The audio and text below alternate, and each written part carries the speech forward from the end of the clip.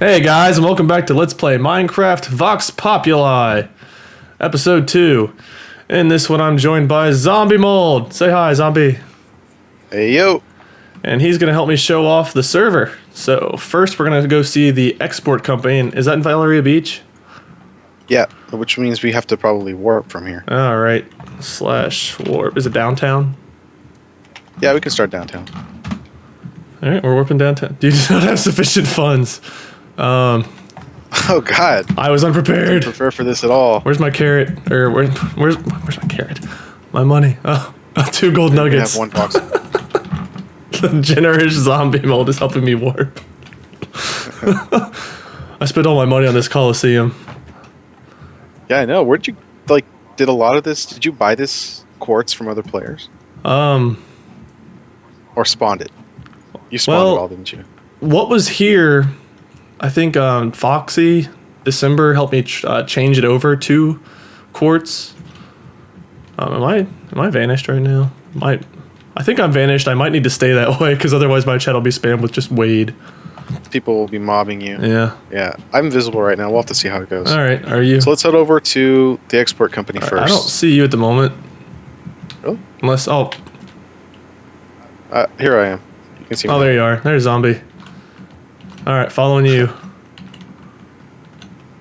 Alright, so we have this export company, which was an idea that we had for a long time, but we never really got to implement it when we wanted to originally. But basically, our idea was that we really wanted people to be able to profit from long-term, playing on the server, harvesting materials and stuff that are typically useless after you've got a certain amount. So, for instance, food and wheat. Once you have a couple chests full of food, it's pretty much useless. I mean, survival is so easy with just a couple of chests of food. You'll never really run out. I mean, there are shops. People have sold things via shops to new players, like food and such. Right, but even then, there's only so much that people will end up buying. Most people just end up farming it for themselves. So, we wanted to do something that was cool, that would allow people to, over time, accumulate resources that they could use for something more, I don't know, urgent than just food. So we have these vendors that accept multiple stacks of a lot of different basic resources that you can collect in Minecraft, like carrots and potatoes, Okay. apples, eggs, and stuff. You turn them in, you get these little export vouchers. Some foods are worth more when cooked. Some foods are just worth more in general, like beef is worth more than chicken and apples and stuff. So Gotcha. depending on what you like to go collect and gather, you get these export vouchers, and then you talk to this guy here in the middle, and you can turn in different amounts of these export vouchers for money, just straight up voxels. You can trade them in for conquest tokens or diamonds. So I mean, conquest tokens, obviously, on our server, conquest tokens are a special currency for buying all kinds of different stuff, like donor items. Just trying to see if I had any on me. I don't have any on me. I've got some at the castle. Stuff. They're pretty valuable. I never really had an intention for how valuable they would be, but apparently people are saying they're worth a couple diamonds. Oh, wow. Which is pretty cool. That means they're valuable. So basically, you can have a big farm and just accumulate resources over the course of months. And if you are really good at it, you'll be able to accumulate other resources that are, I don't know, a little bit more useful, like diamonds. And diamonds are really rare on the server. Yeah, they're hard to. It's hard to mine diamonds on the server. I'm just gonna tell you guys straight up. It's hard to find diamonds on the server. Yeah. So let's go to the Conquest Shop, Sure. which is another super unique thing that we have. I feel like I want the Travel Channel or something like those tasting foods things. Hey, here's a taste of Vox Populi, everybody. Today I'll be sampling squid. So here's the Conquest Shop, which will probably be expanded pretty soon, because we're starting to expand what Conquest can purchase. Okay, So yeah, I'm looking you at your can socket buy- merchant right now. Yeah, so sockets, these socket enhancements are like little gems. If you're familiar with Diablo or even WoW, they're like little gems that you socket into your weapons that give you bonuses, and they're valuable and kind of rare. So being able to buy them with Conquest is really cool, because you're constantly socketing your gear and weapons with these gems, and since they're really hard to get making them available through Conquest means you can eventually accumulate them over time while you gain Conquest. And then there's a lot of different items that you can get with Conquest. If you look at some of these vendors, you can buy different loot that drops off of some of the boss creatures, like slates stuff, like his sword and stuff. And you can even buy a book that gives you a randomly generated item, which is really cool. Just has random stats, random name, random features. So sometimes you can get lucky and get a really cool weapon from there. And then the other ones that you can get is you can buy an extra job slot for Conquest. Oh, that's cool. Which allows you to have multiple jobs and make more money over time. And with the new job system we added, you can unlock perks and stuff like double drops on items and stuff like that. So it's really cool. A lot of different things you can buy with these Conquest tokens. I just backed up. I thought this was actually a pig. I guess it's not. Some guy just standing there staring at us. Yeah, I'm visible. Oh yeah, people are like, oh, zombies buying stuff from his shop. I guess he's one of us. Or they're more likely expecting that there's going to be new things popping up in the vendors. Oh, okay. Like I'm adding them. Congratulations, guys! You're on candid camera now. Lurking pig. Let's go up over here. There's some stairs. Oh, I lost you. It's in the shop. Oh, duh. I was testing you. The stairs. Yeah, I saw these. I saw these. Then there's this guy. He sells the identify tokens. This guy. So you can loot these like weird items that have unidentified names, and then you buy these tomes, which you can actually craft these tomes as well. But you use these tomes to identify the item, which unlocks the enchantments and the sockets and stuff like that on it. So it's pretty cool. You can do a lot of stuff with Conquest. For example, I was running through one of the mob arenas, I believe that you guys have, and I found unidentified diamond armor, and then I identified it, and it was like some kind of fancy stone sword or something. So they're not necessarily the items that you find. It's not going to be a diamond chest plate if you find an unidentified diamond chest plate. Is that right? Right. So, like sometimes you'll find a leather chest plate or something, and when you identify it, it might be diamond. When you identify right. So it could be better, it could be its... worse, but it's not necessarily the item that you actually find. Right. Okay. Yeah. So over here is the global market, which is was a huge feature for us and kind of eliminated a lot of problems that we had. What kind of problems? The global market. What kind of problems were you having that this solved? Well, it's like we wanted player-to-player economy to be stronger than it was before. We wanted players to have an easy way to buy and sell stuff between each other. And at the time, before we got this system, we didn't really have a good solution for it. People made shops, and on most Minecraft servers, there's like little shops that you can set up, whether it be through chests or other similar type things. But it's like nobody knew where to go for those shops, because people build towns all over the map. People have stores and stuff in their towns. And though having stores in your towns is good for your residents, it's not really great for like tourism or getting other people that may have no idea that your shop exists over there to buy your stuff. Oh, okay. So we wanted to have an accessible way to trade between each other. People can buy and sell things. I hear Latin. There's Latin. Yeah. Latin's always known by scary lightning sounds when she logs on, and she has these terrifying troll items that I won't go into detail about. You've got to get on the server and experience them yourselves to really get the effect. Yeah, absolutely. When Latin's trolling you, you'll find out after you've already wet yourself. Yeah. There you go. Or your ears are bleeding. Or both, which is very uncomfortable, but worth it. But anyway, global market. So people had these really cool shops in their towns, but nobody went and bought from them because they were so isolated. And we experimented with some other features. We had an ad system that allowed you to buy an ad that would show up in chat, and then that ad would tell people that you have a shop that sells this and that, and you can use a command to warp there and stuff. And it was interesting. There were some problems with the plugin itself, but it didn't really do it for us. So this global market is really cool. Basically, you right click on it, it opens up like a normal chest, and then you hover over items with your mouse, and you'll get information about that item. for people that are buying and selling. Right, I'm looking at it right now. So this cooked fish is 100 voxels. The seller's X Wicked Mammoth. Right. And it tells you right there how to buy it, or click to buy. In the case of an admin, how to remove it. So it's really cool for new players. Like any new player who doesn't know anything about commands. It's really intuitive. They just click it.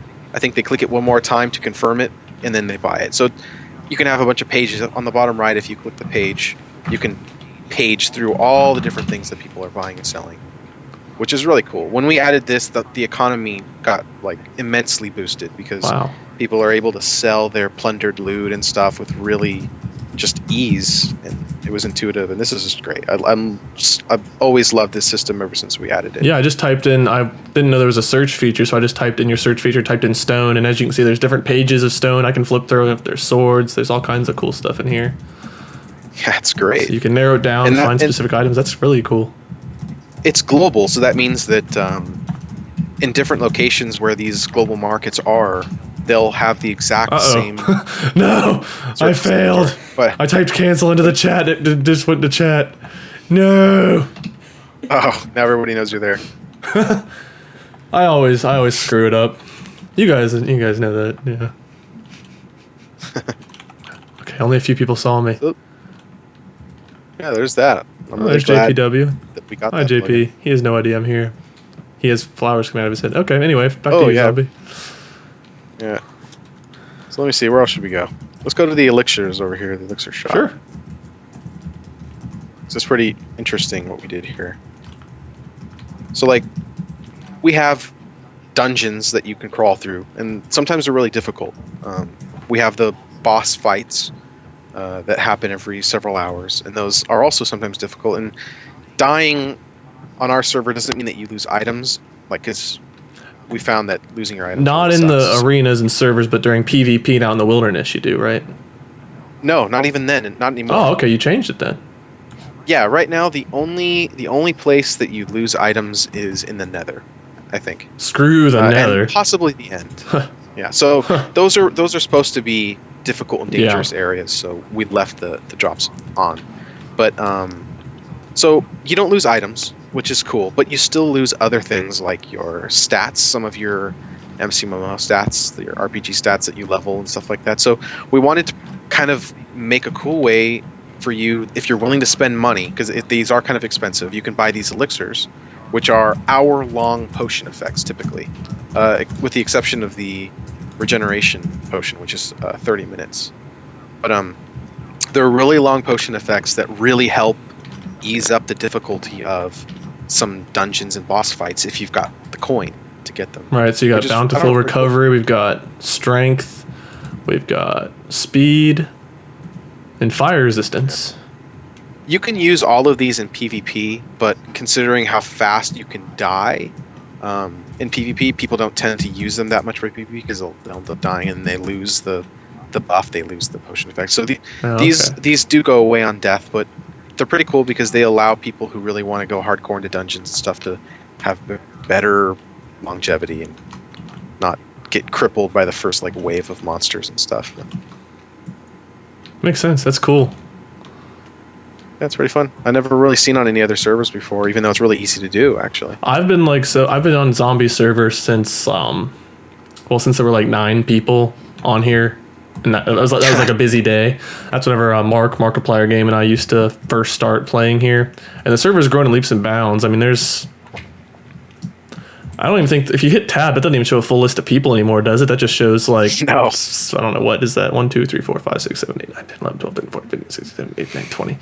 That only shows 60 people, and there's probably 90 to 100 on right now, and that's not including donors and up. Right. Yeah, which means we can actually go above 100 depending on how many people join who are donors when we're full. So. This has grown leaps and bounds. This is the only server I play on. I've played on a couple others briefly, but I'm so busy here. It's awesome. And as you see, there's features here I don't even get a chance to utilize, haven't utilized yet. I don't PvP much. Right. And there's tons of abilities to PvP here. Yeah, there's all kinds of crazy stuff. This is the Witch Hunters Guild. You can buy a bunch of holy items and stuff or even like anything involving vampires or werewolves, you can get it here. Like wooden swords, you can get silver weapons over here. That's something maybe not everyone knows about, are the different like classes you can choose from, and the different races you can choose from, and the different like things you can become, like werewolf and vampire. Mm-hmm. No, it's true. Not a lot of people are immediately aware of it. Yes. I mean, vampires and werewolves is kind of a bigger commitment, so you're not able to turn into one right away as soon as you join the server.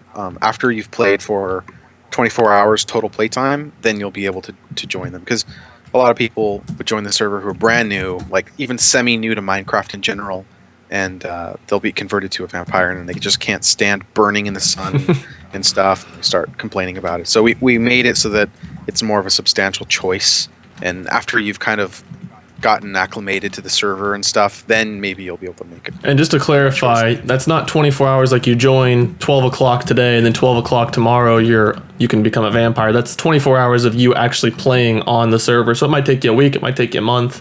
However long it takes you to get 24 hours of being on the server is what he's saying.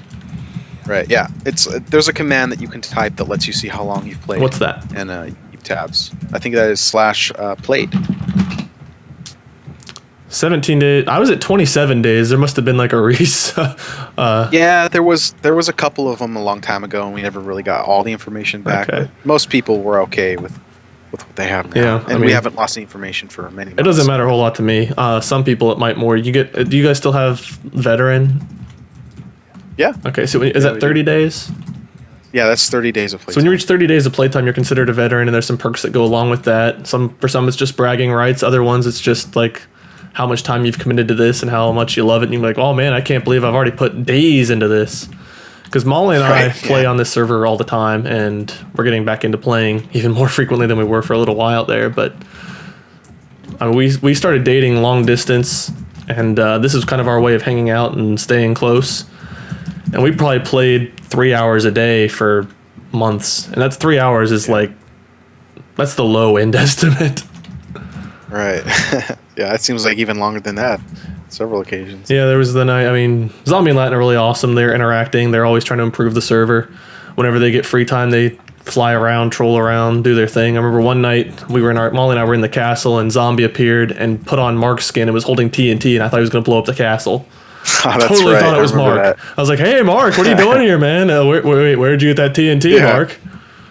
Yeah, I think you were saying something about getting on Skype or something like that too. Like you were convinced. Yeah, I was pretty convinced it was him. All right, I seem to have lost it's a lot you of fun. again. Oh, there you are. You're hidden on top of the books.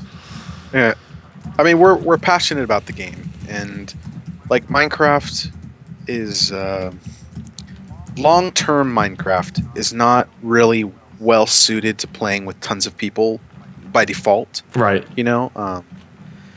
I mean, there's a lot of cool progression that happens in Minecraft when you're playing alone that is really difficult to balance on a server. Like, for instance, like going to the Nether is like a big deal in single player. Like when you first start up a game, the only way for you to get to the Nether is to get obsidian. To get obsidian, you need probably a diamond pickaxe, realistically. Yeah. Or get really lucky with chests. Right, you have to work your way up through the tiers and stuff, and that's not something that players are able to experience on servers typically. You know, you walk into a server and you're going to be able to buy obsidian right away if you know how to make it. And obsidian's typically cheaper than diamonds and everything else. Right, so I mean, it definitely changes the way Minecraft feels. So what we try to do is give you different goals that always start the same when you join the server for the first time, and I don't know, just change it up a little bit, making some more goals that people can work for. So like for instance, we're here at the Archaeology Guild. Okay. This was a really interesting idea that just kind of like came to us. Basically, you can, while you're mining, come across different artifacts in the ground, and some artifacts are not worth very much. Some are really rare. Some are just worth straight up money. So like this guy, he buys common artifacts. So you can get the prehistoric skull or ancient ruby, and he'll give you a couple gold blocks, which are, just good money. Yeah. Just good money if you find them. And basically, the artifacts you find randomly by digging or mining. Like, you can dig for an hour and not find anything. You can dig for 2 minutes and find like a prehistoric skull. And what's the page? There's like a page you can find. Yeah, the ancient magic scroll and Yeah, stuff. ancient writings, ancient magic scrolls and stuff. So it's kind of a gamble. Right. There are ways to kind of boost your chances. Yeah. There are little diaries that you can read that give you a few tips on what will increase your chances to find them. So you can collect those as well, which is pretty cool. And for 1 gold nugget, which is basically like a tissue price on here, you can get an Archaeologist Handbook, which can help guide you through some of the beginnings of archaeology. There's also a trailer. I'll try to remember to link this. If nothing else, I'll definitely link Zombiemold and Latin Goddess's YouTube channels on the bottom here. And you can check out the trailers for some of the various features that they offer on the server. And in the case of archaeology, it's a trailer that you are in. Well, yeah, I mean, that would probably be top of the line. I got to promote myself here because everyone watching doesn't know who I am yet. I'm Lord Minion 777. Welcome to the channel, guys. Yeah. Oh, and I should have mentioned this. You guys probably already know this. Zombiemold's the owner of the server. He and Latin Goddess are the owners. They run this whole thing. They make all the executive decisions. They're letting me record and play here. They're the head honchos. They're like the CEOs. We're happy to have you here. It's a lot of fun. Yeah. They're awesome. Very accommodating. They run a pretty good ship here. I mean, there's rules and there's consequences if you break the rules. But they have like an appeals process. So let's say you join the server, you don't read the rule book that they give you, which you should read, but you don't. You go, you break something that belongs to somebody else, which is constituted as griefing, and someone warns you or gives you a ban for it. What you do is you go into the forum. They have a forum on their website. You write up an appeal in their appeal section. Someone will look over it. They say, okay, well, this guy just joined. He didn't know. This was relatively minor. We'll give him a warning, tell him not to do it again, and we'll give him another shot. So, I mean, for troublemakers, people that are just going to be troublemakers, they eventually get sniffed out, they're gone. People that just make a mistake. I mean, JPW, for example. Sorry, JP, I'm going to put you on the spot here. He first joined the server, and I saw that he had a warning. I think it was griefing, a minor griefing. And he didn't know griefing was against the rules. I don't know if he didn't read the rule book, whatever. He griefed. Or maybe didn't know what griefing meant. Right, some people don't know what griefing is. Basically, don't destroy something that was created by somebody else on here. There you go. Don't break block. Like if you see a wool block, somebody put it there. There's not just natural wool blocks. Well, on our map there might be, but where would those spawn? What biome is that? There are some weird trees that spawn that have wool in them. There's a weird mushroom biome that has that's right. Wool trees. That's right. I forgot about the mushroom. Okay, let me backtrack a minute. This is a custom-made map. We used to play on just like a regular Minecraft map. It was kind of just a little spherical map. And then Zombie and Latin decided they wanted to expand this into like a bigger server, make a bigger map, and they wanted to make it more fun. So they customized it. There's custom trees, custom biomes. There's like a hell biome that's got like lava and obsidian and stuff that you can just go on top of the ground and mine all the obsidian you want if you got the diamond pickaxes for it. All kinds of cool biomes and stuff here. But if you see a house in the middle of nowhere, don't go start breaking blocks. If it's in the wilderness, you're allowed to loot. You're allowed to go into the house as long as you don't break your way in and steal from an unlocked chest. If the chest is locked or you see a protection sign, don't mess with it. If you have to bust your way down to get in, don't mess with it. That's griefing. But there's 100 people on right now. All you have to type is, "Hey guys, is this breaking a rule?" Yada yada yada. Hey guys, is this bracket is what I actually typed. But all you gotta do is ask. There's staff that will help you. You see Elite Joshi, JPW is a mod, December Queen, Foxy, Zombie, Latin. I mean, don't try to like sniff one person out in particular. Don't be like, hey, Zombie, is this breaking a rule? Because he might be busy at the moment. If you want a good, solid answer, just say, hey guys, is this breaking a rule? And people in the server will help you. A helper will help you. Somebody's going to say something to help you out. Everyone will take the moment to like say something. This is a very community-driven server, and you don't have to interact with everyone if you don't want to. You can go be a hermit. You can interact on this server however much you want to. You're not forced to go beyond that. Exactly. You can found your own town. You can found your own nation. You can join a town. There's all kinds of cool stuff you can do here, and however much you want to interact with people and Minecraft, you can do whatever you want here, and that's the awesome thing about it. So, back to my point earlier, people will help you. There's rules. There's ways in and ways out of the server. If you want to PvP, do it by the rules. If you want to go out and destroy all the trees, do it by the rules. I mean, Just make sure you're staying within those guidelines, and they're not hard to follow. It's not like the rules are overly strict. Sorry guys, had to cut the video here. Stay tuned for part 3 where this will pick right back up. Until next time. See ya!